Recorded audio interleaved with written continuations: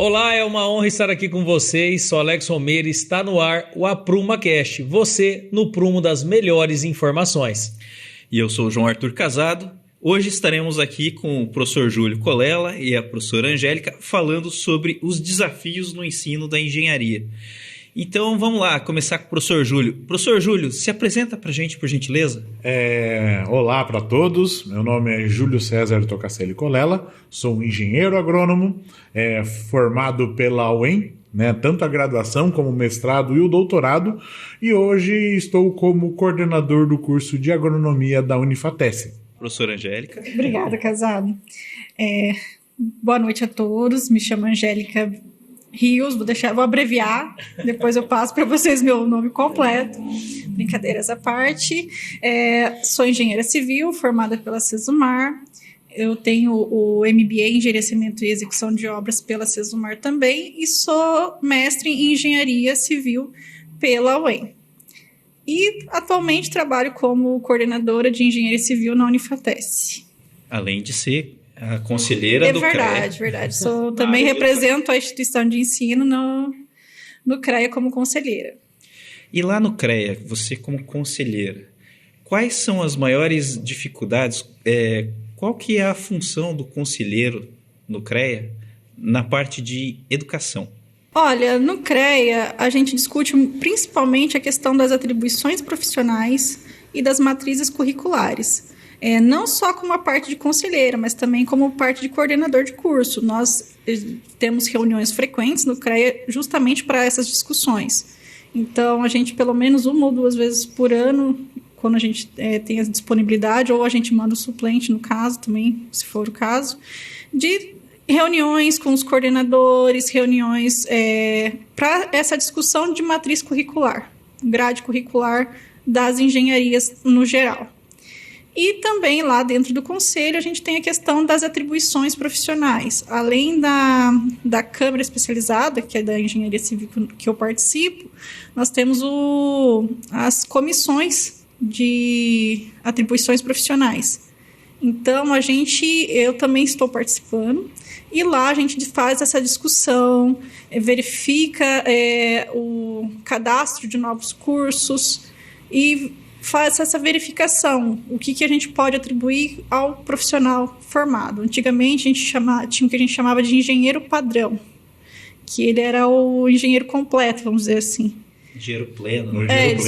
Engenheiro pleno, desculpa. Hoje em dia não é mais assim. Depende muito da matriz curricular para a gente ter essas atribuições profissionais. Então, tudo isso é analisado dentro do nosso conselho. Acho que seria isso, João. Tá ótimo. Queria agora o Júlio. Júlio, fala para nós o que você tem vivenciado, quais são os desafios que você, como frente à coordenação de uma instituição, como aqui da nossa região, o que você tem enfrentado assim, de dificuldades, O que você acredita que poderia talvez melhorar, João, durante o processo geral ali da escolha do curso, matérias e tudo mais. E explicar, complementando o que a professora Angélica falou, a parte da matriz curricular, para o aluno escolher, ou aquela pessoa que está buscando um curso, qual que vai ser a sua atribuição? Casado, nós temos um problema que nós temos um certo engessamento, tá? Que nós temos que seguir 2 pontos principais. O primeiro é a diretriz nacional curricular para cada curso, ou seja, existe uma famigerada DCN, por exemplo, da agronomia, olha, chega ao ponto da gente decorar 01/2006. Caramba. Tá? São 10 artigos. Nesses 10 artigos, ele vai definir qual é o norte que o curso, por exemplo, de agronomia, o curso de engenharia civil ou qualquer curso de engenharia tem que seguir. Existe um para cada um. Tecnólogo tem? Tem também. A última atualização da civil, por exemplo, foi de 2019. E assim, não estou tão bem igual o Júlio para fazer decorar os artigos, mas... Então, o que acontece? Você pega, quando você abre, se eu não me engano, o artigo 5º, ele especifica o seguinte: quais são as disciplinas padrão, as disciplinas básicas, as disciplinas específicas e as profissionalizantes. A DCN fala isso, ela passa isso pra gente. A porcentagem que tem que ter do curso. Isso. Entendeu? Então é por isso que, por exemplo, vocês vão começar a fazer um curso de engenharia, aí vocês começam, por exemplo, a fazer um curso de agronomia ou de civil, e aí vocês encontram matemática, encontra química, física, aí na casa da agronomia, biologia, aí vem a famigerada bioquímica. Aí o cara fala, onde eu vou usar isso? O que eu vou usar isso? E isso é nos 2 primeiros anos. E esse é um grande problema que a gente tem. As pessoas acham que não vão utilizar isso, mas elas vão. Na hora que chega, por exemplo, numa disciplina de hidráulica, topografia, que tem que fazer cálculo, o cara olha, senta e chora. Tá? E normalmente é divertido que a gente sempre coloca essas disciplinas no 3º ano. Que é as 2 disciplinas de cálculo e depois vem essa dali. É que o 3º ano ele serve de introdução das disciplinas profissionalizantes, também tem bastante disciplinas específicas, e a gente fala também que é o ano de corte. É o que ano separa as crianças dos homens e mulheres. Exatamente. Ali é o 3º ano que o aluno vai realmente ver se ele vai continuar e finalizar ou se ele vai parar. Depois do 3º ano é muito difícil ter desistência. Olha só que engraçado. Até o 3º ano a gente tem um nível maior. Encheção de linguiça, era uma visão que eu tinha, sabe? Mas além da DCN, como eu estava falando, como eu falei para você, tem um 2º ponto. E se a gente for, também tem um 3º ponto. Mas vamos ao 2º ponto. Acho que tem até mais, se a gente for analisar. Tem algumas coisinhas a mais. O 2º ponto, os 2 principais são esses 2, a DCN e o 2º ponto, o CREA. Tá? Olha só. Por quê? Porque nós, como a professora Angélica falou, antigamente nós tínhamos engenheiro agrônomo pleno. Eu acho que, se eu não me engano, eu sou um dos últimos engenheiros agrônomos, foi em 2004. Eu sou um dos últimos engenheiros agrônomos plenos que saiu no mercado. Né? Olha só explica para o pessoal, né? Nós temos aqui o pessoal que está se formando também, às vezes ainda não ouviu esse termo, né? O que seria esse agrônomo pleno ou engenheiro pleno? O engenheiro agrônomo pleno, ou o engenheiro pleno, ele, por exemplo, eu posso trabalhar com piscicultura, posso trabalhar com suinocultura, posso trabalhar com plantio de qualquer cultura que tenha no mercado. De forma geral, você pode exercer todas as atividades dentro da sua área, da engenharia civil, por exemplo, que é o seu caso. O Júlio na casa da agronomia. Então, ele pode exercer todas as funções, ele cobre tudo, vamos dizer assim. E esse que é o pleno. Mesmo que não tenha tido na universidade todas as atividades, né? Acho que era isso. O pleno era isso daí. Só que mudou esse processo. E agora é o seguinte, nós temos que fazer uma grade curricular. Essa grade curricular é enviada para essas câmaras e essas câmaras vão dar as atribuições profissionais. Ou seja, vou citar o exemplo, que nem eu falei, eu posso trabalhar com piscicultura, mas os alunos que são formados na minha instituição, o que acontece? Eles não têm a disciplina de piscicultura. Então, eles não podem, por exemplo, trabalhar com, por exemplo, fazendo alimentação para peixes. Ele não pode fazer isso. Tá? Mas ele, por exemplo, tem suinocultura. Então, ele pode trabalhar com alimentação para suínos, frangos também eles têm esse acesso. Tá? Mas, infelizmente, mas o engenheiro ele tem a oportunidade de agregar a mais, tá? Então aí entra as especializações, tá? Ele pode, posterior à formação, ele fazer pode ter cursos profissionalizantes, aí, especializações para aumentar a sua atribuição profissional. Ele pode fazer de apostilamento. Apostilamento, exatamente. Uma das mais utilizadas é a engenharia de segurança do trabalho, se não me engano. Isso mesmo, né? É uma das que mais tem também no mercado.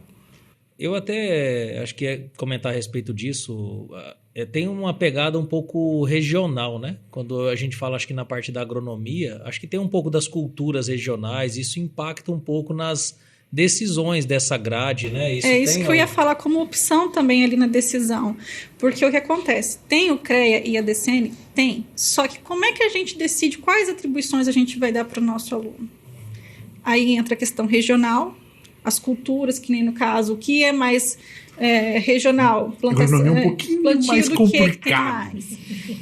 Na civil é um pouquinho mais simples, vamos dizer assim, mas a gente ainda tem que fazer esse pensamento, o que o meu aluno vai utilizar mais. E aí eu tenho outros 2 pontos, o que o aluno quer e o que a instituição pode ofertar também. Não adianta eu querer oferecer certo benefício ao aluno, vamos dizer assim, e não ter estrutura. Legal. Não ter A como engenharia oferecer. eu acho que é um pouco mais globalizada, né, João? Se a gente for pensar num geral, né? Agora eu fico pensando aqui na agronomia, porque uma pessoa que se forma aqui na nossa região, ele pode não atuar aqui. Mas aí isso é um dado que eu quero passar para você, que é o seguinte. Quando nós formamos a primeira turma de agronomia aqui em Paranavaí, nós tínhamos, pasmem, 240 profissionais agrônomos dentro da região da Inspetoria de Paranavaí, que engloba quantos municípios, Casale? 28 municípios. 28 municípios. Ou seja, não dava 10 por município. Tem município que não tinha e não tem agrônomo até hoje. Olha só. No município. Tá? Sabe quantos agrônomos tem em Maringá? Habilitados no CREA? Não. 490. Ou Só seja, dentro de Maringá. só Maringá tem o dobro da região toda. Eu já formei, deve dar em torno de uns 140 profissionais. E Um onde pouquinho estão mais. esses profissionais? Passou de 240 para 290. Eu formei mais de 140. Como que só entrou 50? Esses profissionais fizeram o quê?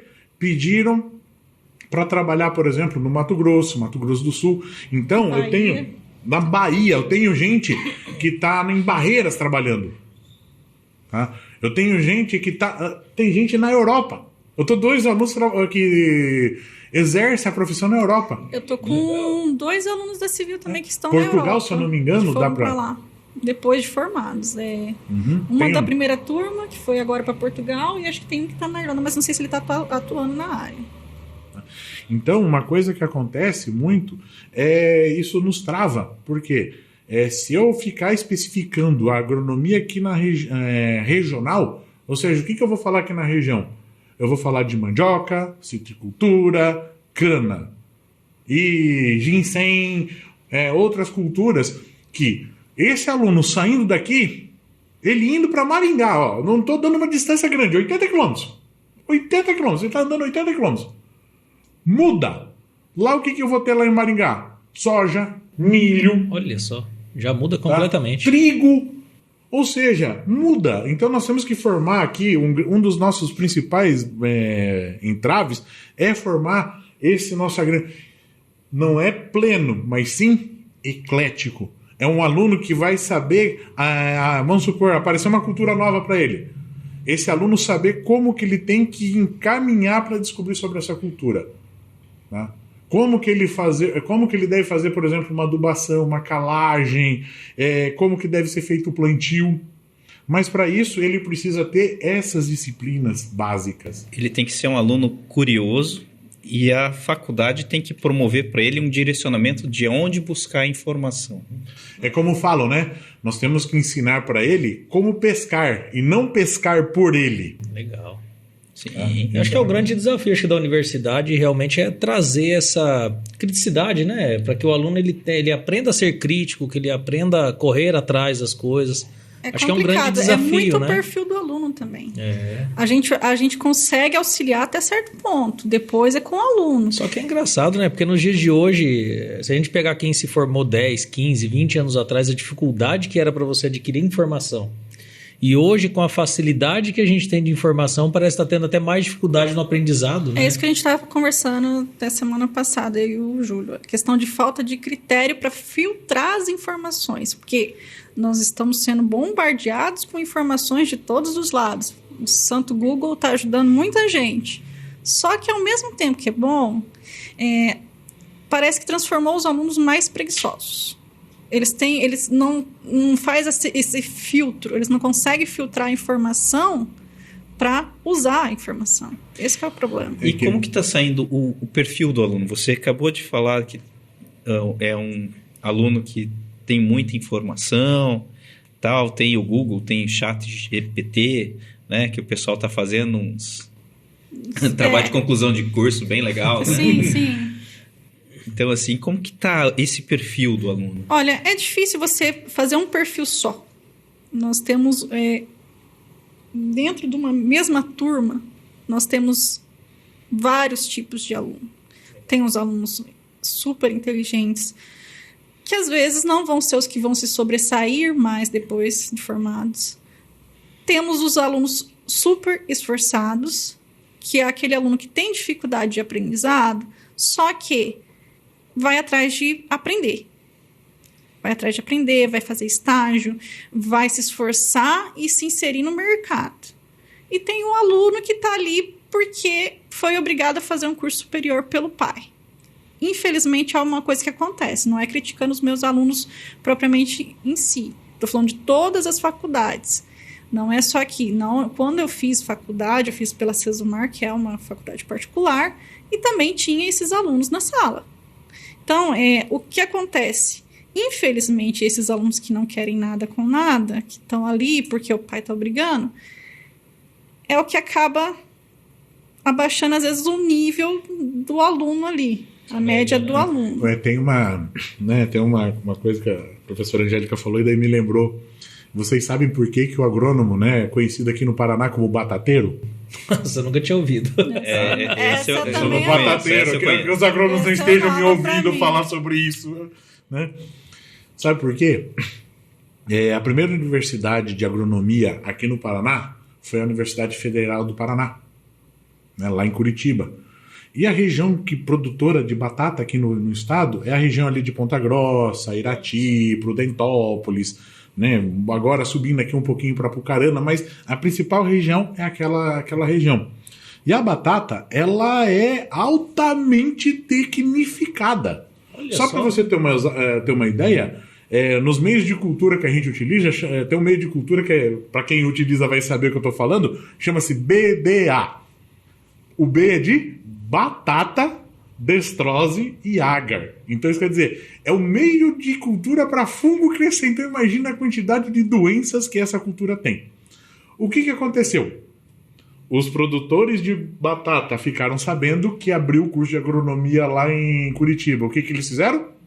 Mandaram todos os filhos, não importa se o filho... eu queria fazer direito. Não, vai fazer agronomia para trazer tecnologia aqui para casa. Tá? Aí o que acontecia? Passaram todos esse pessoal, né, no curso de agronomia. Aí o professor abriu a porta, o que ele tinha lá dentro? Só filho de batateiro. Olha só. Aí nós ficamos com esse carinhoso nome de batateiro, mas melhor do que ser chamado de capagato. Veterinário. Você vai levar um processo ainda, seu Júlio. Pessoal, o papo tá muito legal até agora, mas olha só, para que a gente seja agraciado com vocês, queria que vocês deixassem aí um like aqui no nosso vídeo, se inscrevesse aqui no nosso canal, tem também o sininho das notificações, para que você receba sempre nossos vídeos aqui em primeira mão, né, João? Então é isso. Vamos lá? Não, vamos lá. Eu queria perguntar agora para a Angélica de novo, tá? Só ladies first. Né? A gente está falando aqui do perfil de aluno e tal, e aquela estruturação de carreira. Vocês trabalham com aluno e tal, você está vendo o aluno buscar estágio, buscar alguma coisa que seja já o pós-faculdade? Casado. E ela esqueceu de falar um detalhe. Ela também é a coordenadora de estágios da instituição. Olha só. Então você está falando com a pessoa certa. Tá me dedando, mas tudo bem, brincadeiras. Não só na engenharia civil. Eu falo que, como o Júlio falou, eu estou com a questão dos estágios em todos os cursos presenciais. Então, eu consigo ver como é que é o interesse dos alunos da instituição. Mas, infelizmente, dos cursos da engenharia civil, arquitetura, que são nossos amigos aí, eu vejo muito pouco interesse atualmente do aluno de procurar estágio. Infelizmente, a gente tem aquela questão, o estágio, ele é uma oportunidade para você aprender.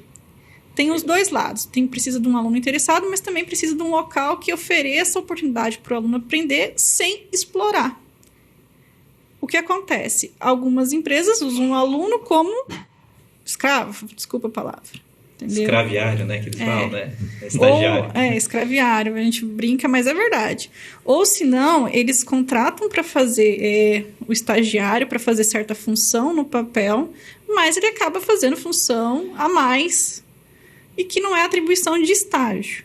É atribuição até profissional, se a gente for pensar. Entendeu? E aí que complica. E aí tem sempre o aluno que assim, mas eu consigo tirar esse valor em outra função agora. Porque, infelizmente, a bolsa de estágio é menor do que o valor de um funcionário. É o valor de mercado. Exatamente. Aí o que acontece? Valor do comércio, alguma coisa assim. Eu não estou criticando o aluno por não procurar, porque eu sei que entra vários fatores. Entra a questão também financeira, às vezes o aluno, ainda mais que a gente dá aula numa instituição particular, o aluno às vezes precisa do dinheiro para pagar a instituição, precisa do dinheiro para sustentar a família. Então, a gente entende esse lado. Mas eu vejo muito aluno que é o pai que sustenta e que não quer saber de curso, de fazer curso a mais, procurar estágio, fazer o network, né? Poderia até ser gratuito, né? Ir lá para aprender mesmo. Não, né? Antigamente a gente tinha essa opção. A lei é de 2008, a lei do estágio. Ela foi alterada. Antigamente a gente tinha o que a gente chamava de estágio voluntário. Olha, não tem mais? Não tem mais. A gente só tem o estágio remunerado e o estágio obrigatório, que aí pode ser ou não com remuneração, tá? E aí a gente tem... O máximo que você pode receber é os auxílios transporte e alimentação, tá? Mas isso aí também fica a cargo da concedente. Eu não sei se vocês sentem isso, mas eu acho que o que mais me preocupa com relação ao aluno, né? O aluno, ele não tem essa visão. O João tocou num ponto que assim, a gente já discutiu várias vezes sobre isso, né? Que é essa questão da carreira. Porque assim, por que eu acho que é complicado você falar de carreira? Porque assim, vou começar a faculdade de engenharia, você cai lá achando que você vai aprender uma coisa, você chega lá e fala assim, meu Deus, é tanta coisa que eu tenho que aprender, tem saneamento, tem não sei o que lá, tem topografia. Alex, e o cara, né? Infelizmente entra uma questão que não tem a ver, tem a ver com maturidade. Entra a maturidade do aluno. Entendeu? É complicado, não falo idade. Maturidade é diferente de idade. Tem alunos que têm 18, 20 anos, mas têm uma maturidade maior para saber o que quer da vida, objetivo de vida. Agora você tocou num ponto legal. Aí ele entra com um objetivo dentro da faculdade, vai ser um aluno extremamente esforçado e vai ter já uma ideia que vai ter que começar a fazer estágio, conhecer gente, fazer o network, a rede de relação. A gente tem vários exemplos da sua turma, a gente tem alguns exemplos que a gente conhece de outras turmas que foi isso. Nessa linha de pensamento que você está falando, agora eu vou passar a pergunta para o Júlio. Júlio, você é coordenador de curso também. Sofre essas mesmas dores que a Angélica está falando, né? Como é que você trabalha? Ou chega muita gente pedindo para você indicação de estagiário, indicação de profissional. Como que esse aluno ele se porta em sala de aula? Isso reflete nessa decisão? Muitas vezes a gente recebe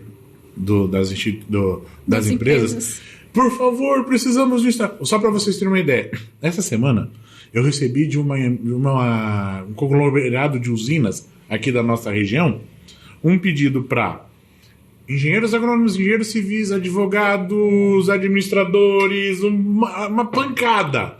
Esparramei para todo mundo. É que o Júlio não vê o que eu posto nos grupos da Civil, por exemplo. Essa semana também recebi, acho que 2 empresas de civil grandes, e ainda pior que foi quase em áreas parecidas, só que um queria um funcionário recém-formado e a outra queria um estagiário na área de materiais da construção, na área de tecnológica ali.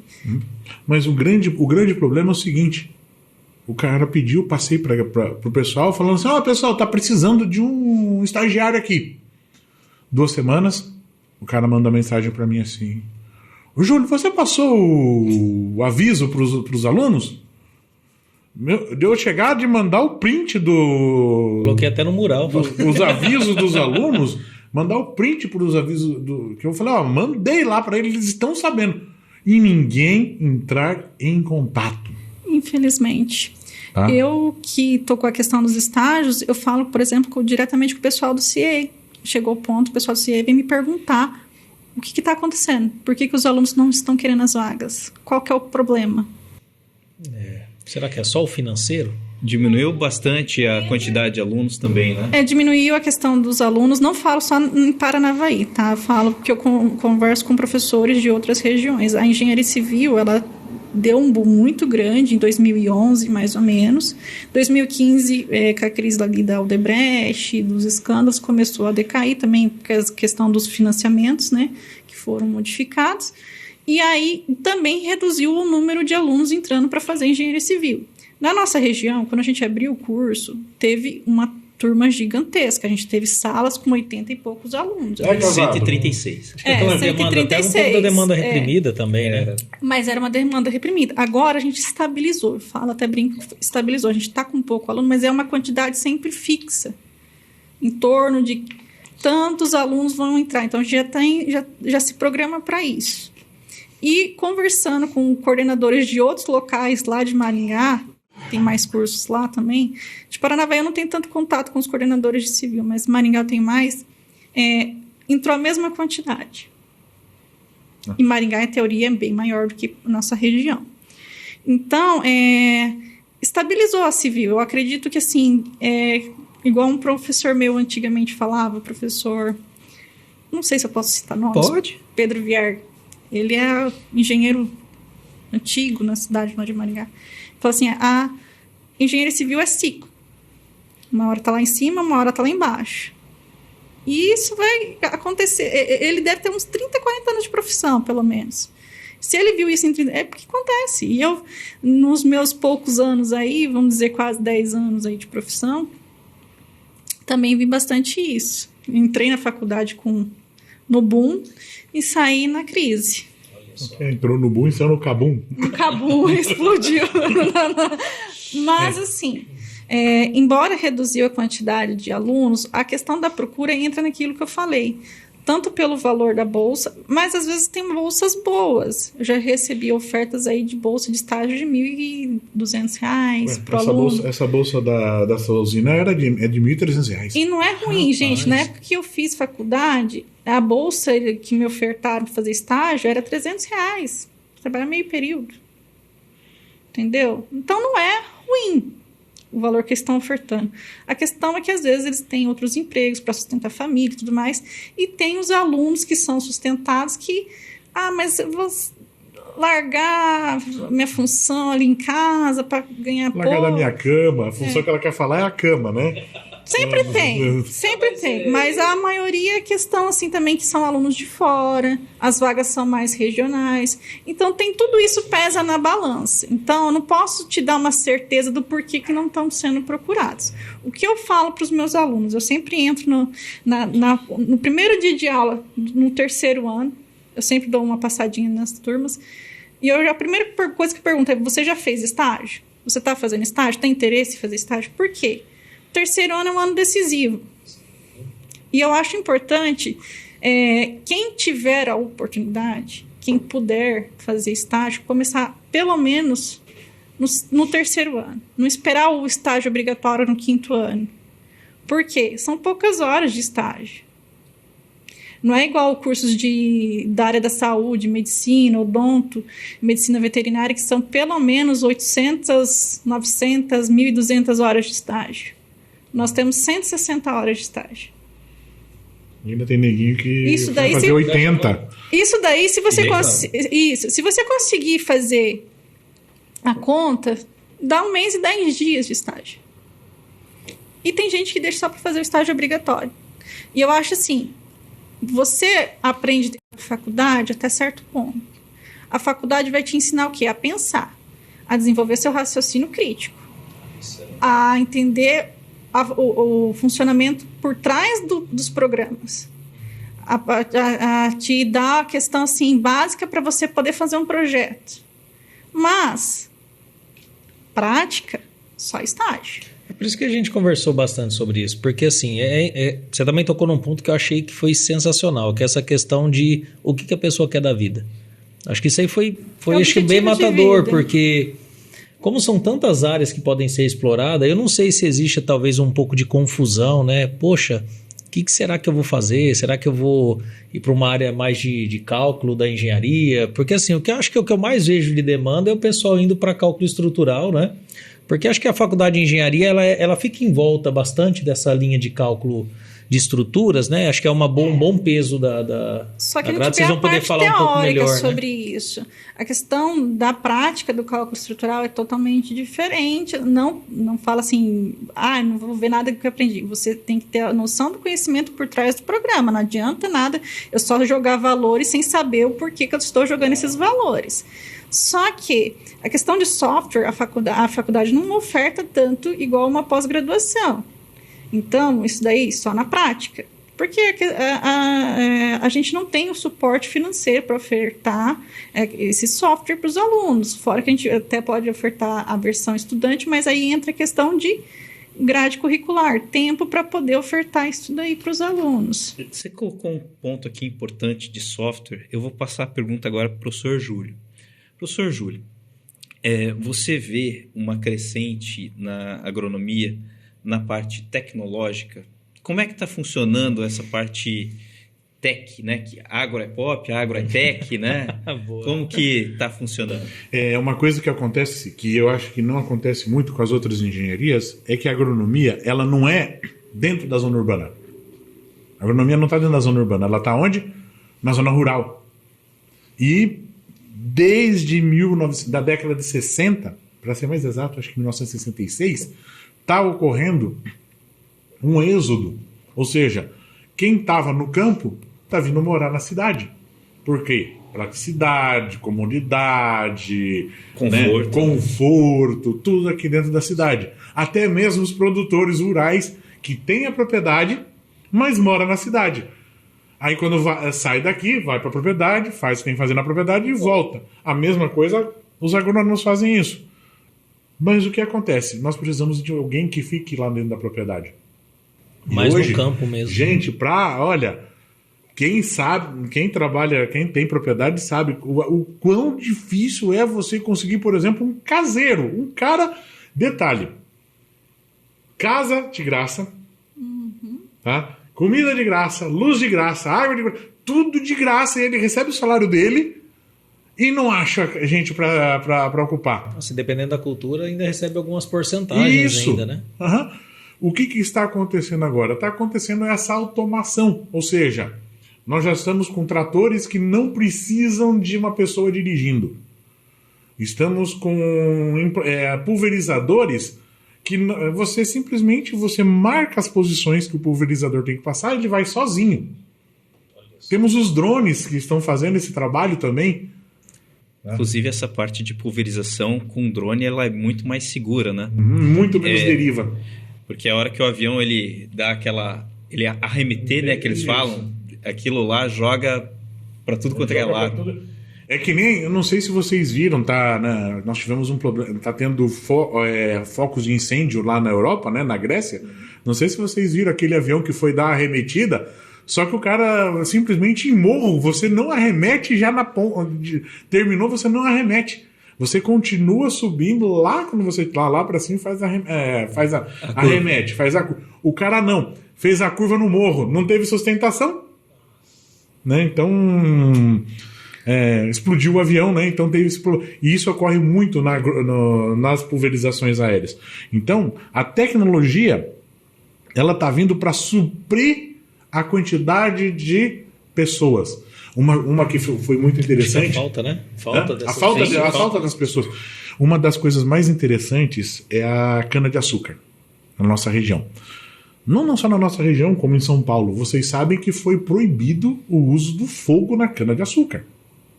Isso eu não sabia, não. Sim. É proibido o uso do fogo na cana. 2012, se eu não me engano.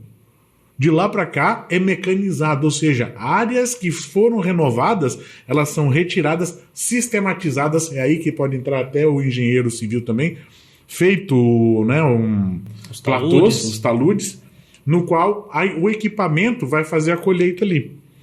E todo mundo falou, vai ter um êxodo enorme né, que tinha os boias frias que cortavam a cana, vai ter um êxodo enorme. Pelo contrário, tá? Precisou de gente para operar essas máquinas, de gente para fazer a manutenção dessas máquinas, de gente para trabalhar com os equipamentos que vão fazer o transporte dessas máquinas. Então, o que aconteceu? A maioria das usinas chegavam para esse pessoal que estava lá e falava assim, ó, vamos fazer o seguinte, eu vou pagar para você o curso. Ah, você não tem o ensino médio? Eu vou pagar o ensino médio para você. Ah, não tem o básico? Eu vou pagar o básico, o médio e o curso para você trabalhar com esse equipamento. Questão de qualificação de mão de obra. Isso. A empresa estava fazendo isso. Ó. Pum, eu pago aqui para você. Eu pago. Tá? A única coisa que eu quero é que você fique por um tempo trabalhando para a gente. Vocês acreditam que tinha gente que falava não? Tá? Esse é um grande problema. Tá? É essa questão de atualização também. Tá? Como a pessoa se atualiza. Então, notem, existem, principalmente no campo, nós temos esse problema de pessoas. Mas só que tem pessoas que, por exemplo, querem ficar no campo. Olha, eu só trabalho com enxada. Eu só trabalho com a ceifa. Eu só trabalho colhendo com a mão. Tá? Hoje nós temos máquinas. Só para vocês terem uma ideia, quando nós vamos colher café aqui na nossa região, vem gente da Bahia, vem gente de Minas, gente do Nordeste para trabalhar aqui porque não tem gente para fazer a colheita de café. O que está acontecendo? Está sendo feito um novo arruamento das plantas de café para que o implemento que faz a colheita de café passe para fazer a colheita. Porque não tem gente mais para fazer. A mesma coisa aconteceu com a cana, a mesma coisa acontece com a soja, o milho, o trigo. É um pouco de resistência cultural também, que a gente vê também na nossa área da civil. Em todas as áreas, a gente tem, por exemplo, questão tecnológica. A gente tem as melhorias em softwares? Tem, mas a gente também tem melhorias em materiais da construção civil. A gente tem cada dia mais novos materiais no mercado. Só que para inserir esses materiais nas construções aqui, é muito difícil. E nós temos um outro grande problema que é o seguinte, não adianta você saber mexer no software, tá? Por exemplo, no caso da agronomia.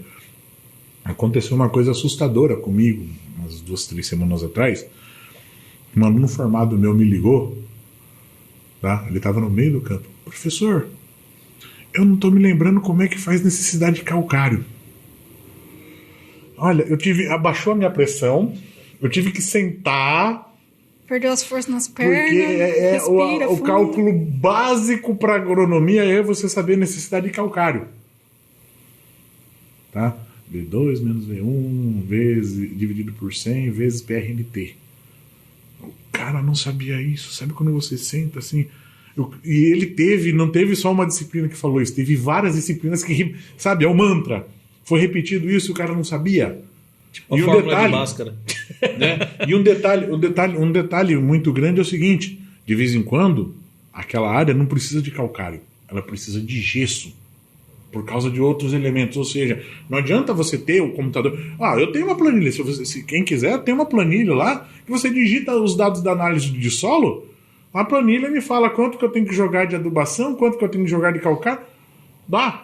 Isso daí todo mundo consegue fazer. Mas aí que entra uma palavra muito importante que eu gosto de usar. Por exemplo, eu tô aqui, agronomia. Mas eu não gosto de ser só agrônomo. Eu sou engenheiro agrônomo. Você sabe o que significa a palavra engenheiro? Engenhar. Pensar. Ou seja, é a arte de você pegar o que está acontecendo, pensar com o material que você adquiriu durante o seu curso e fazer acontecer ali. Por exemplo, uma pessoa chega, vamos supor que a professora fosse uma engenheira. Olha, professora Angélica, eu queria fazer um pé direito de 5 metros na minha sala. Eu vou utilizar a mesma estrutura que eu utilizaria, por exemplo, para fazer um pé direito de 2,5 metros? Nunca. Né? Então, se você não souber daquilo, e um detalhe muito grande, como a professora Angélica falou, Se nós não nos atualizarmos sempre, não tivermos sempre nos atualizando, tá? É muito complicado. É que não falei agora a questão do calcário. Tá? Tem o gesso. Muita gente só usa calcário. O gesso é metade do valor. Tá? Poderia estar gastando menos na área. Tá? Tem outros tipos de adubação que você pode utilizar. Tem uma história legal que eu conto para os meus alunos, que é o seguinte: eu trabalhei numa propriedade em Itiquira, do Chico Louco, né? Francisco Barreto. Uma propriedade pequenininha, 24.500 hectares. Sabe assim, quase nada. O município de Maringá tem 24.000 hectares, só para vocês terem uma noção de tamanho de propriedade. Tá? E eu trabalhei 1 ano lá com ele, até que chegou o meu querido orientador, chamo ele de Papito, professor João Vida, que me fez entrar nessa área de ensino, que também está lá na DCN, que fala que nós podemos exercer, que também está nas atribuições profissionais A gente de pode exercer tirar como RT professor. de professor, Tá? de ensino. Dá para tirar RT com isso daí. Olha só. Aí trabalhava lá por 1 ano, aí veio esse meu orientador e falou: Júlio, o que você vai fazer? Não sei. Quer fazer mestrado? Aí eu fui lá fazer mestrado. Eu falei, quero fazer. E aquele momento, né? Eu podia estar ganhando uma grana lascada lá em cima, não. Estou aqui como professor formando pessoas para ganharem dinheiro.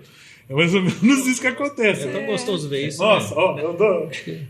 dá vontade de usar um chicotinho aqui. Tem aquele funcionário, falamos já outras vezes em outras conversas, que é aquele funcionário que faz as coisas pelo dinheiro. Esse é o mercenário, né? E tem o professor, que é o missionário, né? Que você faz por missão, propósito de vida. Se eu for falar que é por financeiro, a gente faz porque eu, no caso mesmo, me apaixonei por ensinar dentro da faculdade. E foi o que eu quis e eu fui buscar. Mas... Aí que nem eu estava falando lá, daquela questão dessa fazenda. 24.500 hectares. Eu trabalhava lá, tá? E aí vem aquela questão, como eu falei, da atualização. A pessoa precisa estar atualizada. E eu saí e vim para Maringá. E eu sempre acompanhava as notícias lá da região, e apareceu que uma fábrica, uma multinacional, ia abrir uma fábrica de moagem de soja lá em Rondonópolis. Detalhe, a mesma máquina que faz a moagem de soja, ela moe girassol, milho, óleo, azeite de oliva, canola. Ela moe tudo. Só que ela não pode ser usada com um único produto. Ou seja, ela não pode ficar só usando soja. Ela não pode moer soja. Tá?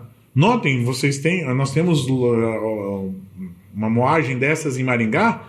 Ele não moe somente soja, canola. Né? Então você tem várias moagens ali. E aí eu cheguei para ele tinha a propriedade dele de comprimento dá, eu acho que uns 140 quilômetros. É comprida essa propriedade. Dava 140 quilômetros. Você tinha que sair da BR, tinha uma BR, você entra numa estradinha, dá 80 quilômetros para chegar na sede. A sede era monstruosa. Tem supermercado, farmácia e escola. Nossa. Mas tudo ele. Então os funcionários têm toda a estrutura lá. Ele tinha uma concessionária, ele tem uma concessionária da marca de trator verde. Boa. Né? Dentro da propriedade. Ele tem a concessionária lá dentro. Por quê? A quantidade de máquinas que ele tem dessa empresa, que vem lá de Horizontina, é muito grande. Tá? Aí eu saí, ele todo mês de agosto, ele faz o seguinte, nessa época, Júlio, o que você acha que eu tenho que fazer agora no final do ano? O que eu tenho que plantar? Ele planta, dos 24.000 hectares, 24.500, ele planta 7.500 hectares. Só 7.500 hectares. Tá? O que eu faço, Júlio? É a coisa mais divertida. Eu montei... Vocês lembram uma foto da revista Veja?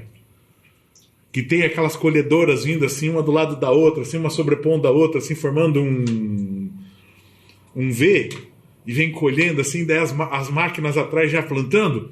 Eu fiz aquilo. É a coisa mais gostosa do mundo, você vê aquela montagem. 32 colhedoras, assim, uma sobrepondo a outra. E ele me ligou. Júlio, o que eu faço aqui? E eu fiquei sabendo que essa indústria ia trabalhar, né? Ia fazer a moagem. Eu cheguei e falei assim, ó, planta girassol. Aí ele, Júlio, você tá louco? Como que eu vou plantar girassol aqui em Tiquira? Onde eu vou arranjar semente? Eu olhei para ele assim, você tem uma fazenda em Vailândia e é associado da cooperativa de Maringá. Pega, traz uma carreta para cá, compra a semente e sobe. Vai ser um custo maior para fazer isso, mas você vai me agradecer. Ele foi e fez o quê? Trouxe a carreta, comprou a semente, levou para Tiquira e plantou na área que eu tinha falado para ele, 500 hectares que ficava na beira da rodovia. E eu já imaginava que ia acontecer uma coisa. Ia acontecer. O que aconteceu? Um dia, um carro dessa multinacional que abriu a moagem lá em Rondonópolis passou do lado e viu o girassol.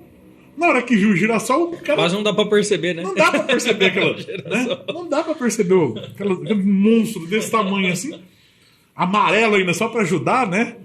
Mas não teve dúvida. O primeiro carreador que entrou. E andou 80 quilômetros naquela estrada até chegar na sede. E daí, né, o cara chegou e ligou pra mim. O Chico ligou pra mim. Alguns palavrões depois... né? Por que você não me falou isso antes, né? E pi. Né? Eu falei assim, mas o que aconteceu? Olha, veio um cara aqui e chegou pra mim e perguntou assim, você é o dono daquela plantação? Daquela plantação de girassol? Eu falei, sim, sou. O cara tava com papel já na mão pra comprar toda aquela área. Toda a produção. O cara comprou a produção e ele falou, Júlio, por que você não me falou? Eu plantava 1.000 hectares. Agora ele tá plantando em média 2.000 hectares. E você já acionou o alerta dos vizinhos já. Entendeu? E aquele detalhe... Não, E o que aconteceu? Agora eu já cheguei, eu falei pra ele, provavelmente agora ele deve estar ligando pra mim. Mas eu já falei pra ele plantar canola. Lá na região lá. Então ele vai ter três, e ele planta soja, milho, ele faz rotação de soja, né? Na verdade, né, rotação, desculpa, tá, Chico? Você faz sucessão, tá? Rotação você não faz. Eu já falei isso pra ele, ficar bravo. Rotação de cultura, você faz 4 culturas diferentes. Sucessão de cultura, soja, milho, soja, milho, soja, milho, soja... Ah, mas eu planto trigo. Soja, milho, trigo. Soja, milho, trigo. Falta uma. Tá? Fala pro cara, porque soja, milho e trigo ocupa o ano inteiro. Fala pro cara, em vez de plantar soja, plantar uma forrageira na área para melhorar, uma planta de adubação. Na época da plantação de implantar soja. Você é retirada a tiro. Né? Lá, por exemplo, eu já falei para ele, tem áreas da propriedade que ele faz esse movimento. A área dele é toda georreferenciada. Nós sabemos... dentro da área dele, nós sabemos, por exemplo, quanto de adubação tem que ser feita em cada posição. Tá? Então isso quer dizer, ele não faz soma, divide por 2 e compra isso de adubo e aplica em toda a área. Aí a área que não precisava você aplica mais, e a área que precisava você aplica menos. Então ele consegue agora, ele está começando a homogeneizar toda essa área. Então, mas o que acontece? Essa propriedade, voltando àquela pergunta que você fez, Casado, ele tem 6 casas lá vazias, tá, pessoal? Para trabalhar como tratorista, ele tem 6 casas vazias. Aí o que está acontecendo? Ele conversou com a Verdinha está entrando em contato com ele nos Estados Unidos para trazer equipamentos para colocar dentro dos tratores dele, para os tratores trabalharem autômatos. Aí a Starlink arrebenta, né? Internet via satélite. Não. Lá a gente já conseguiu puxar um cabo de fibra ótica já, não. Povo chique é outra coisa. Não é só chique, é rico, né? Pobre não faz isso. Lá já tem essa estrutura de fibra ótica. Então é muito importante isso. A gente tem sempre que se atualizar na profissão. Na engenharia civil, que nem eu estava falando, a gente tem questão tecnológica e na parte de materiais, por exemplo. A gente tem alguns materiais diferenciados, alguns tipos de tijolo. Novas tecnologias, né? Novas tecnologias. Só que não é muito aceito culturalmente. Tá? De software, a gente tem as atualizações, tem novos... ainda tem. O que foi novo, mas agora não é tão novo de se falar, é a questão do BIM, mas que não é tão utilizado assim, embora se falou muito, ainda tem certa resistência. Exatamente. O que é o BIM? É a questão da compatibilização de projetos, tá? E não só isso, ele vai até um pouco mais. Eu lembro de uma palestra que eu assisti, que ele falava que a gente pode chegar até um 7D ali. Não é só um projeto 3D. A gente entra em várias áreas. A gente consegue fazer a questão do gasto energético, do tempo de construção, da parte de custo de obra, faz todo o controle ali pela utilização de alguns softwares. Mas só que a gente tem muita resistência por parte dos profissionais e também até pela parte dos clientes. Porque o que acontece? Isso demanda tempo, custo. E aí o que acontece? Se você não vai vender um serviço barato, você vai vender um preço justo e que valorize teu serviço. Não adianta nada você se formar para cobrar o que é barato só para você se inserir no mercado. Isso aí você desvaloriza a sua profissão. Então, nesse caso, aí o que acontece? Encarece o projeto, eles não vão querer. E aí tem essa resistência, muita resistência. E outra, a questão do BIM entra na questão do tempo. A gente tem um maior tempo gasto em planejamento para poder chegar na hora da execução, não ter problemas de execução. E aí até você convencer o seu cliente que vai demorar para sair esse projeto... A questão cultural que você falou, né? É complicado, é uma resistência muito grande.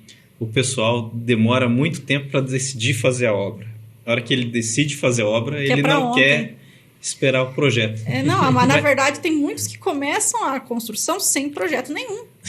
Sério? Só com a planta baixa. Nem com a planta baixa. Não, aí já é demais.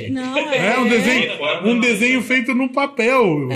Papel de boteco aí. E o pior é que a gente já viu situações gravíssimas. A gente fala brincando, mas...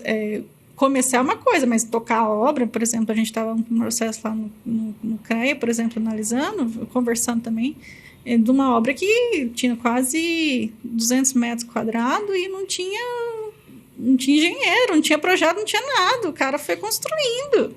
No peito, né? No peito, comprando material, colocando os pedreiros para construir. Mas isso é muita coisa.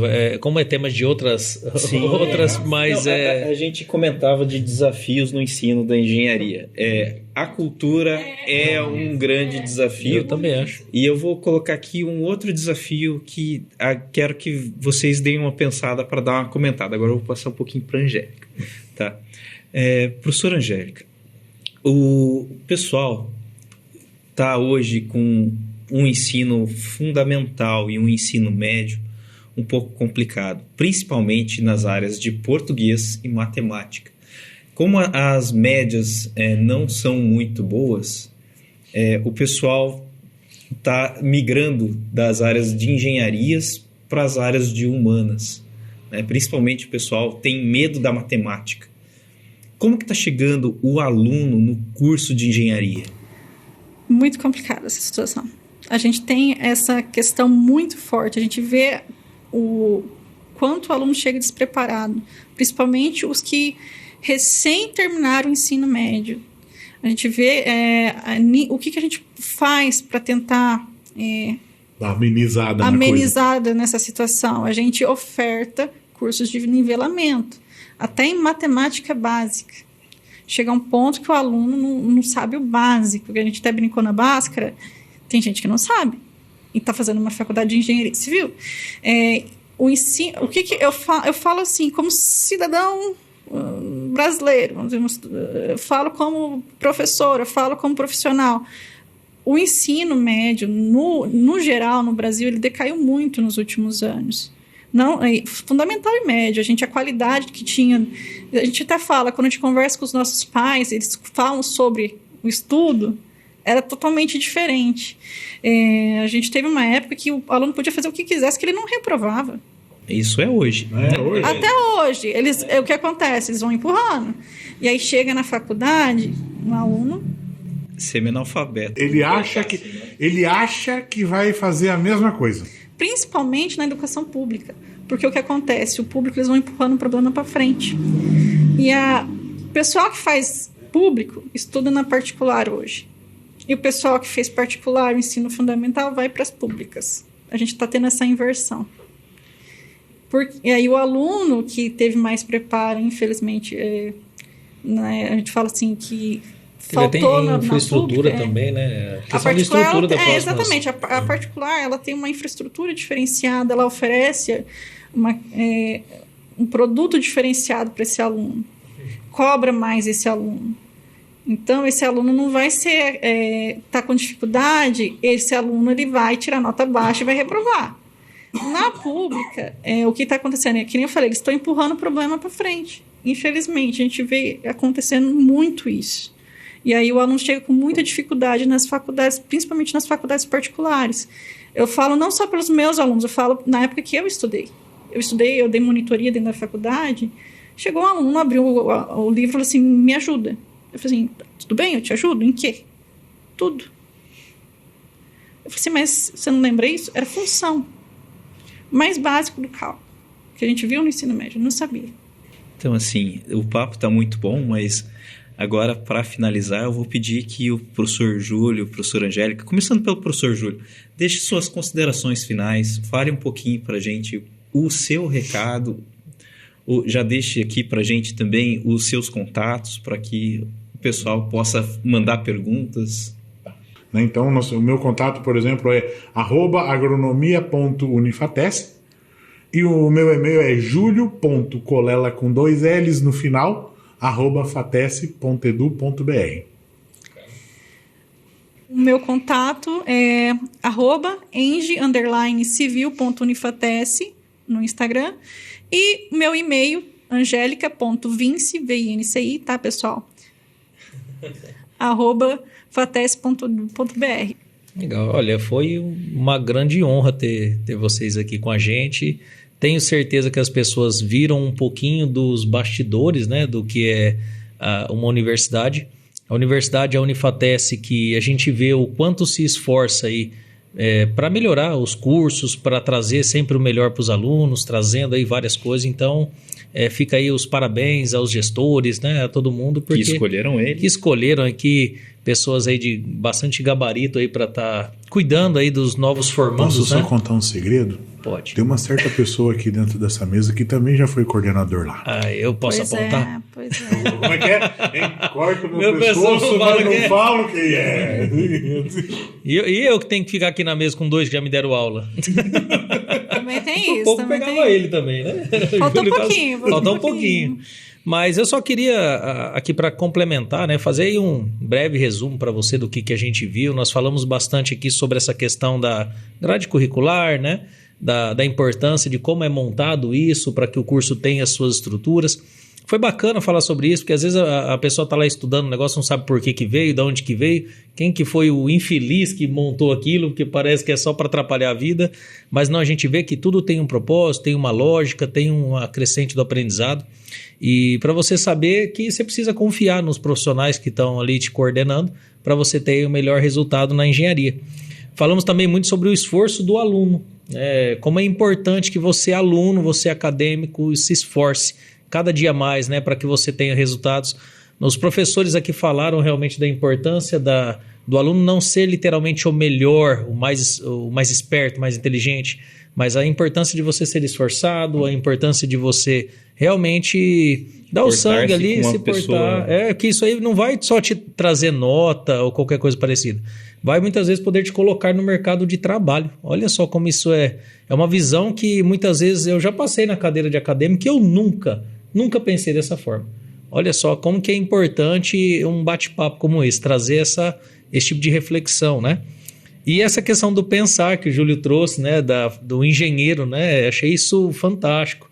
O engenheiro pensa, o engenheiro ele tem que resolver, ele tem que trazer esses resultados. Eu acho que isso me marcou bastante nessa conversa aqui. Estágio, nossa, isso aqui pegou muito. Para você que vai procurar um estágio, só vou deixar uma dica aqui, uma reflexão.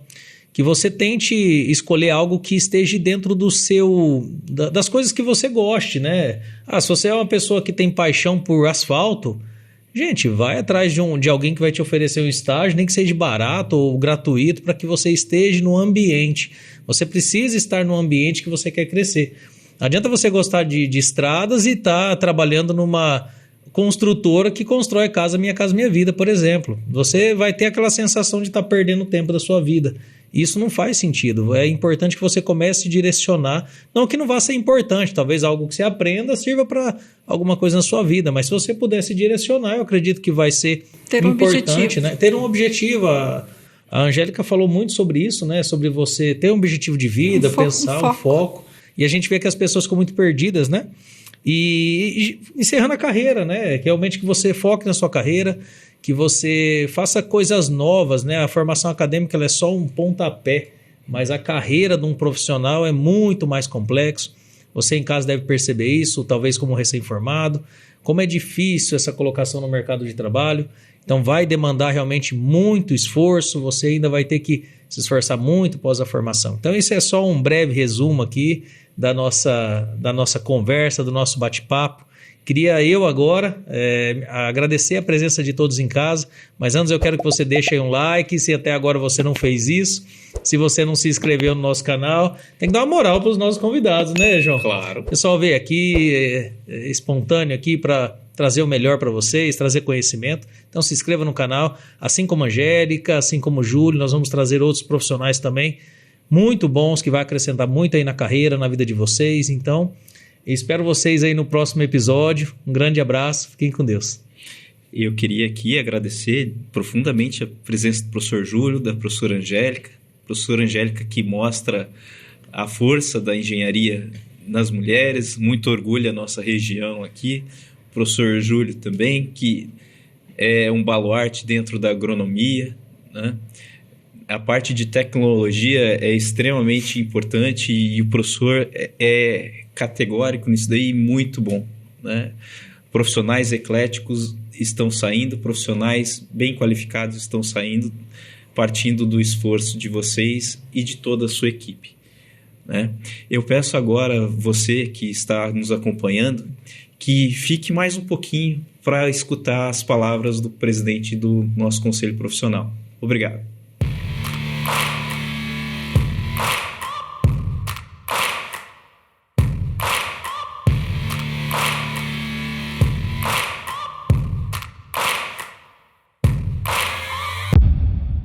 Olá, mais um evento dos nossos editais de chamamento. Fomento esse que já realizou mais de 350 parcerias, atingindo cerca de 70 mil profissionais durante o período da nossa gestão, através da realização de seminários, cursos, eventos, hackathons e revistas técnicas que contribuem para a atualização e o contínuo aprimoramento dos profissionais do sistema Confia, CREA e Mútuo. Esse modelo é referência no país em repasse de recursos e resultados efetivos alcançados com as parcerias, respeitando as particularidades das entidades de classe, valorizando a sua eficiência, sua boa gestão e a capacidade de realização, ofertando produtos e serviços relacionados ao nosso sistema profissional. É o CREA Paraná apoiando a inserção, qualificação e a trajetória de seus profissionais na sociedade.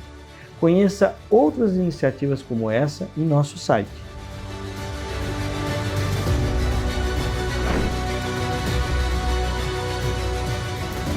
CREA Paraná, um trabalho de muitos profissionais que fazem parte do seu mundo.